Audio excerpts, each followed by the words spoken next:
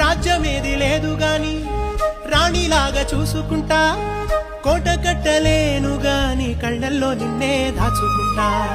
రాత ఎట్లా రాసి ఉన్నా మార్చి నీతో రాసుకుంటా, స్వర్గమంటూ ఉన్నదంటే అది నీతోనే ప్రతిరోజు పంచుకుంటా.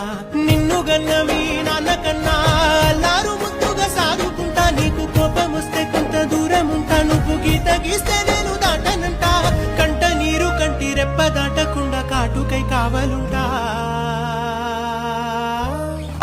రాంబాయి నీ మీద నాకు మనసాయనే.